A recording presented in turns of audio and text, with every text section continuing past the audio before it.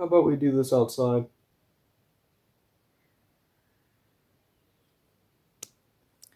So I think that we have finally reached the point in the Mario franchise where every game going forward is good. I'd say it's about time too. I spent what was essentially 2 years of build-up for this moment. That moment being Mario's first 16-bit romp, Super Mario World. This game was always intended to be titled as Super Mario Bros. 4 before being changed to World much later. It initially started with them porting the third game to the upcoming Super Nintendo Entertainment System, in order to look at where to take the series next. They realized that though it had new visuals, it still felt old. So that's when they decided to make something new and something better. What the team were really excited to do in this game was to make Mario ride on some kind of creature. They had this idea since the NES days, but weren't able to accomplish it due to hardware limitations. But with this new hardware, they were finally able to make this dream into a reality. They also wanted to make this game have a more balanced difficulty in order to be more fun for both returning players and new players. This next step into the Mario series laid the groundwork for 2D platformers and then some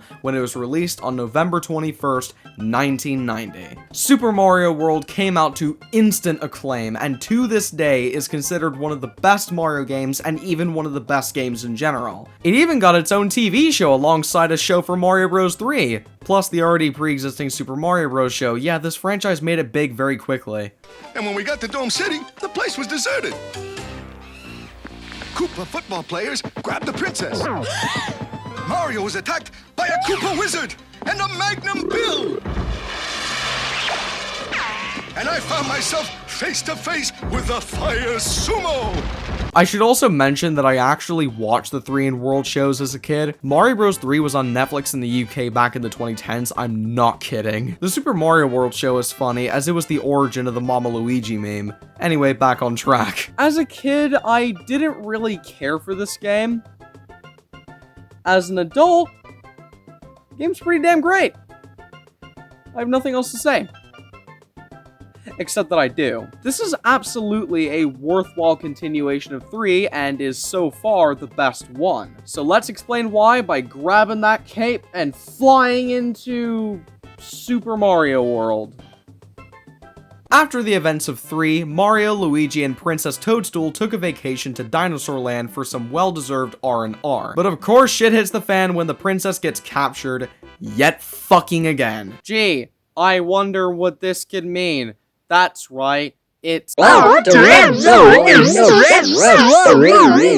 the start of their search, the brothers find a massive egg that hatches to reveal the new character, Yoshi. Yoshi claims that Bowser and the crazy Koopa critters have stolen all the other Yoshi eggs. There's one egg in each Koopaling castle. So with that said, we've got to save a babe and babies. Mario World story is what it is. It's the same kind of shit as always, although Yoshi has always been one of my favorite Mario characters. I've got nothing else to say here. Almost every Mario game has the same plot. The gameplay is where it's at, and if you ask me, as far as 2D Mario gameplay is concerned, this is probably the best that it's going to get. I mean that with a lot of praise too. I can play this game casually at any point and have a good time. Super Mario World is easily the most polished that the 2D formula has been up to this point. The controls for one are really good. They are a little looser than Mario 3's, but still pretty damn good. It's crazy to see just how far the team has come in terms of making Mario control good. Gone with the awful heavy momentum, and instead we are at the point of having some proper mid-air control that makes the level design so much more fun to go through. There's even a new move added where you can do a little spin hop to break certain blocks or protect yourself from sharp surfaces. This gives you more interesting opportunities for getting around obstacles and allows you to protect yourself a little more and uncover secrets. Then there's the power-ups where they are mostly handled the best so far. This game's flagship power-up is the cape, and it feels like a more refined version of the Tanuki Leaf from 3. The attack is a lot more responsive and the flying controls have more depth where you have to control your altitude by pulling yourself back and forth, and it's really cool. It is difficult to get used to at first, but when you nail it, it's really fun. All of the other returning items are also just as fun to use as always. But what makes this even better is the debut of Yoshi. This is the first impression players have ever gotten with the adorable green dinosaur, and this game doesn't disappoint. With Yoshi, you can vanquish other enemies you weren't able to normally, and he protects you from spikes from below. Combining this with the cape power-up equals the perfect way to play through the main levels, and you can even take Yoshi to the next levels with you. There are other exceptions like the tower, castle, and haunted house levels, but everything else is fair game. Which is why losing him is such a gut punch,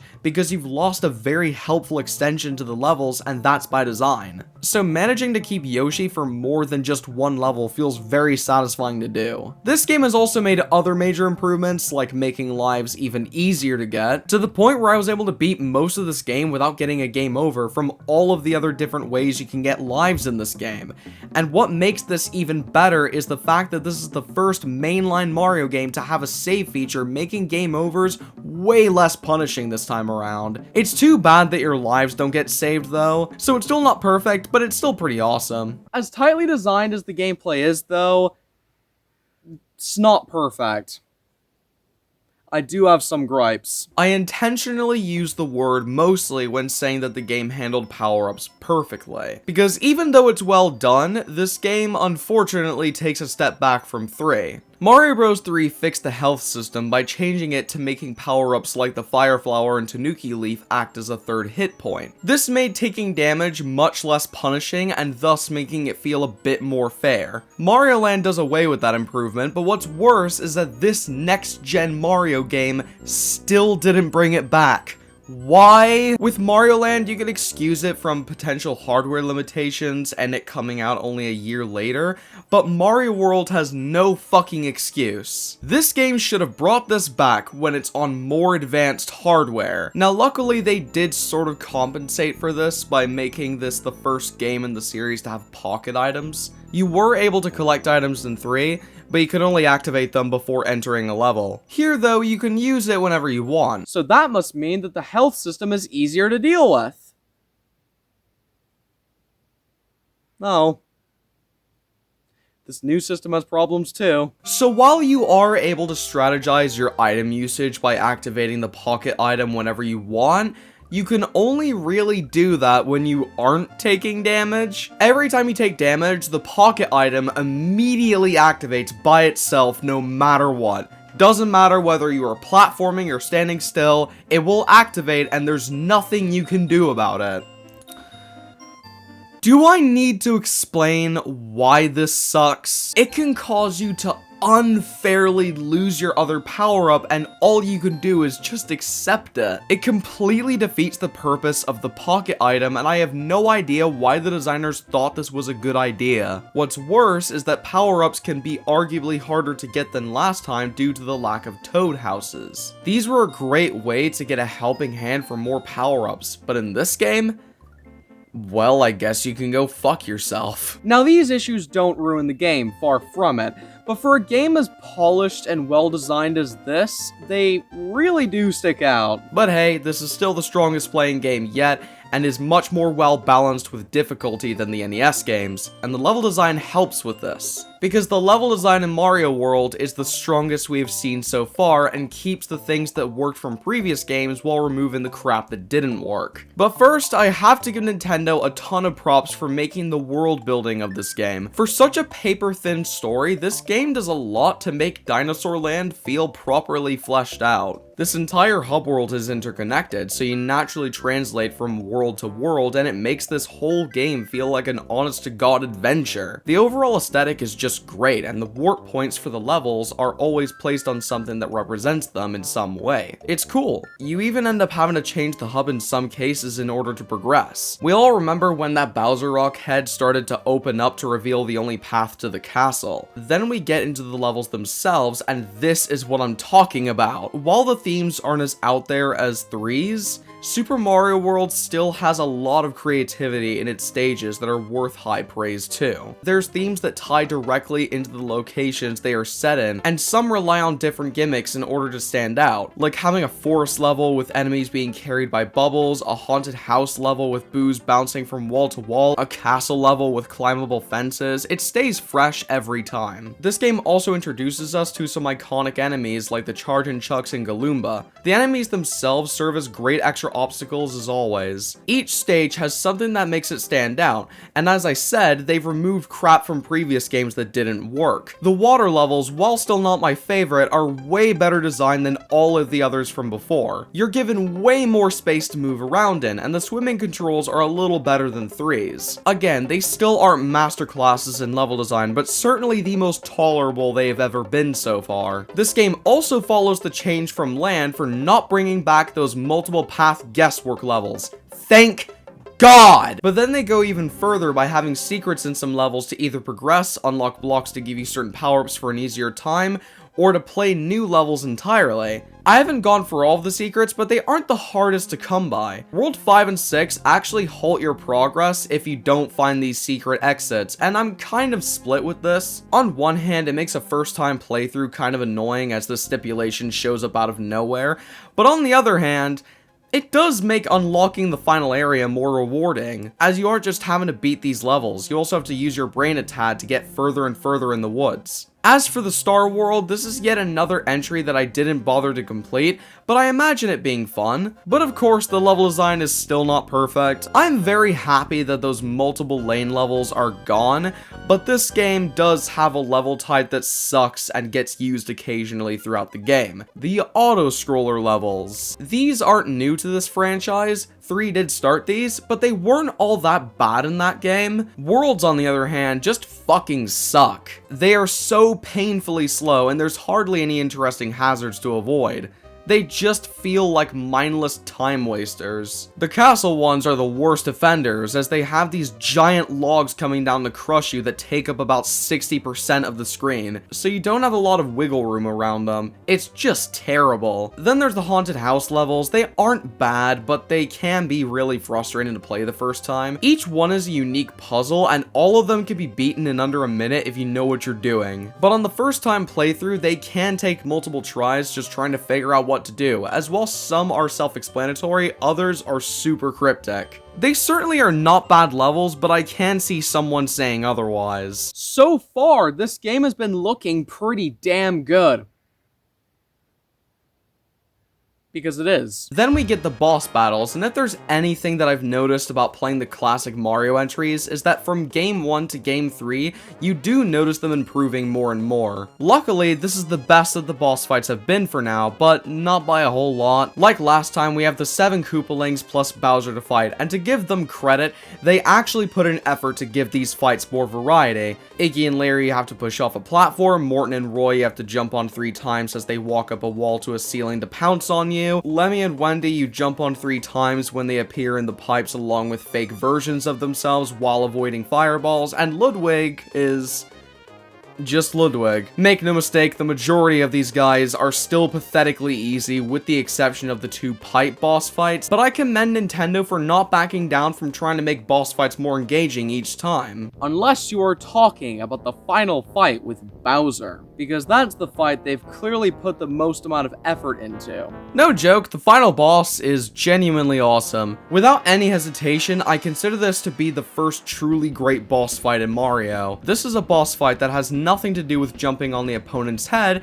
and instead takes full advantage of the throwing mechanic. Looking back, I have no idea why they didn't try doing something like this in 3. You throw the Mecha Koopas at Bowser while he's attacking you in his clown car, and that's it. The definition of simple but effective. Each phase has him getting more and more aggressive with making himself harder to hit, and that's all you need for a good boss fight. It really tests you on your aiming and does a fantastic job with feeling climactic. This should be used as an example of how to make a special final boss, and how you don't need the deepest mechanics to make it work well. But what made this whole finale feel even better is this game's amazing presentation. I've praised Mario 3 for pushing the NES to its limits and how it still looks good to this day, but if you were to still look at it now, its age can still be seen. Not quite the case for Super Mario World though. This game looked amazing back in 1990, and it still looks amazing in 2026. The Super Nintendo was a big leap from the consoles prior, and this served as a launch title for the thing. Mario World really does show what the console was capable of. The colors are so much more vibrant and pleasing to the eyes. This must have looked mind-blowing back in the day. The sprites have even more detail than last time while not sacrificing the franchise's art style for the sake of fidelity.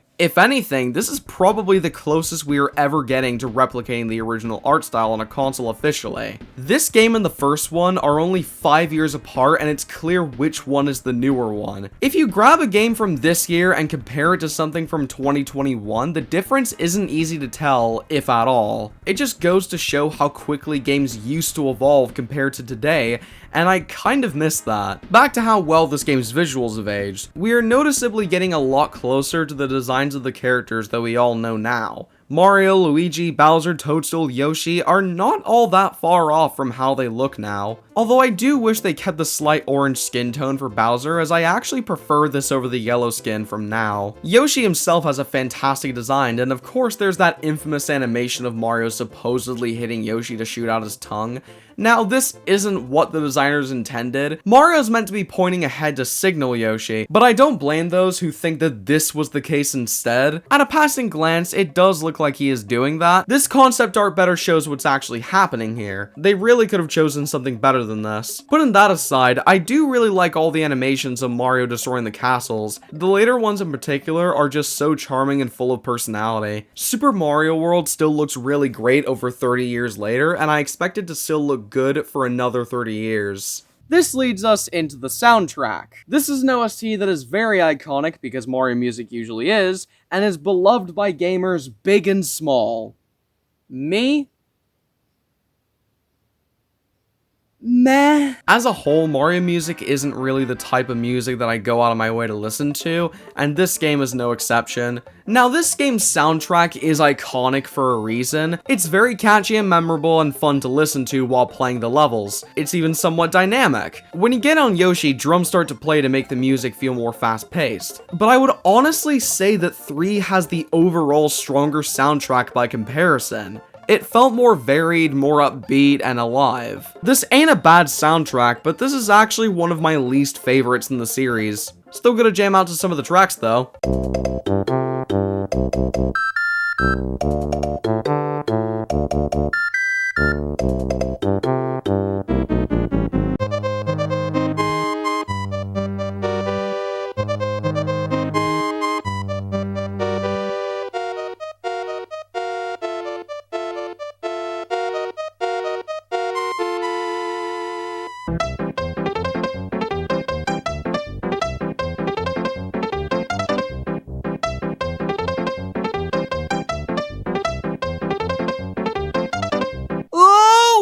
I wonder how this game ends, Rick! After saving all of the Yoshi eggs and destroying the castles, we finally come face to face with the King of the Koopas. After a great final fight, Toadstool falls out of Bowser's clown car as Bowser flies away. The princess gives our fat Italian plumber a kiss, ending Super Mario World. Super Mario World is not just a certified classic, but one of the best games on the Super Nintendo. Did I mention that this was a launch title? Talk about a strong first impression. Like always, this game ain't perfect, but I'm happy to finally be getting into the entries that are the actual reason for me to love this franchise as much as I do. It took me 5 games to get to this point, but now that we're here, the only way forward is up. This game is the beginning of what I consider to be the golden age of Super Mario. The first game revolutionized platformers, but is not worth going back to due to its age. This game revolutionized platformers while managing to age super well, so that there is absolutely a point to come back to it. The level design, the final boss fight, the sprite work are all so great. Sure, the items are arguably handled worse, and I don't care for the soundtrack, but this is the game that, in my opinion, is what truly got this franchise started. A game worth remembering without the legacy. A game for all times. On the scale of quality, Super Mario World shall be given an 8 out of 10. Take it. I'm really looking forward to what lies ahead, because what lies ahead are the reasons why this franchise survived in the public eye for so long. But before we move on to the big change, we must first look at the last 2D pixel game in the series. Next time we meet will be the review on Mario's second handheld title. This was Max Drive you just watched. See you next time.